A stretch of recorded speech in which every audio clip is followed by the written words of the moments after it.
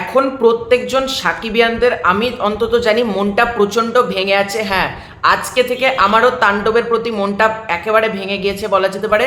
তবে তাণ্ডব টিম এটা নিয়ে নিশ্চুপ, কিন্তু একটা আপডেট উঠে আসছে। তাণ্ডব টিম একটা প্রেস মিট করতে চলেছে এবং প্রেস মিটের মারফতই আমরা যারা সাকিবিয়ানরা রয়েছে বা যারা সকল বাংলা সিনেপ্রেমীরা রয়েছে, তাণ্ডব টিম একটা প্রেস মিট করে ক্ল্যারিফিকেশন দিতে চলেছে আলটিমেটলি কি হয়েছে না হয়েছে। সেখানে উপস্থিত থাকবে ডিরেক্টর রায়হান রাফি, প্রডিউসার সাহারিয়ার শাকিল, রেদওয়ান রনি এবং মহেন্দ্র সোনি মানে SVF চরকি আলফায়, তার পাশাপাশি ডিরেক্টর রায়হান রাফি এবং মেগাস্টার থাকবে কিনা সেটা আমি একটু পরে বলছি। তার আগে তোমাদেরকে বলি প্রেস মিটটা হবে কবে।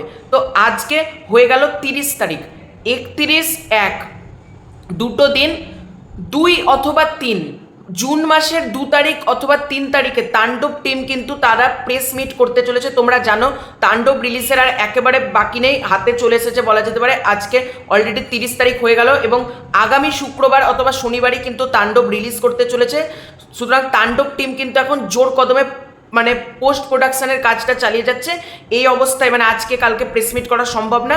প্রেস মিট সম্ভবত 2 তারিখ বা 3 তারিখে প্রেস মিট অর্গানাইজ করতে চলেছে তাণ্ডব টিম এবং সেখানে সম্ভবত যেটা জানতে পারা যাচ্ছে আফরান নিশো উপস্থিত থাকবেন, সিয়াম আহমেদ যদি জানি না থাকবে কিনা। তবে তাণ্ডব টিম কিন্তু আজকে পুরো দিন অবজারভেশন করেছে যে মানে প্রত্যেকজন সাকিবিয়ান মানে এমন কোনো সাকিবিয়ান না যে কমেন্ট বক্সে লিখছে না তাণ্ডব বয়কট। আমার কমেন্ট বক্সে ভরে গিয়েছে তাণ্ডব বয়কট বয়কট লিখে এবং রায়হান রাফিকে সবাই ট্যাগ করে পোস্ট করছে তাণ্ডব বয়কট। তারপর তোমার প্রডিউসার ডিরেক্টর মানে সবাইকে ট্যাগ করে একটা কথা লেগেছে তাণ্ডব বয়কট অথবা আফরান নিশোর ক্যামিওটা ডিলিট করা হোক। আফরান নিশো এবং কাল থেকে সম্ভবত সাকিবিয়ানরা আন্দোলনে নামতে চলেছে নিশোর ক্যামিওটা ডিলিট করে দেওয়ার জন্য বা নিশোর ক্যামিওটা কেটে বাদ দিয়ে দেওয়ার জন্য। এবার দেখা যাক কতদূর কি হয়।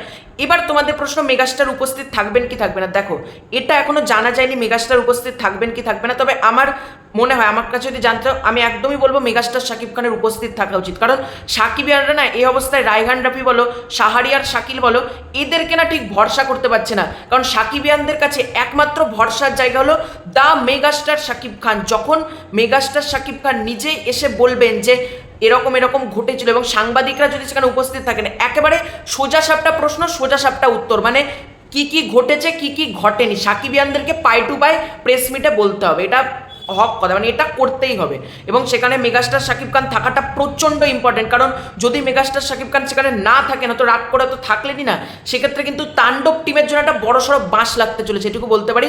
কারণ অন্তরাত্মা সিনেমার কি হাল করেছিল সাকিবিয়ানরা আমাকে আর নতুন করে বলে দিতে হবে না, দরদ সিনেমার কি হাল করেছিল সাকিবিয়ানরা এগুলো আমাকে বলে দিতে হবে না। সুতরাং তাণ্ডব টিমের ক্ষেত্রে যেন সেটা রিপিট না হয় এটাই আমি চাইবো। তো তোমাদের এই পুরো ব্যাপারটা নিয়ে কি মতামত কমেন্ট করে জানিও। খুব শীঘ্র যাচ্ছে নতুন করে ফেরত, ততক্ষণ জন্য বাই বাই।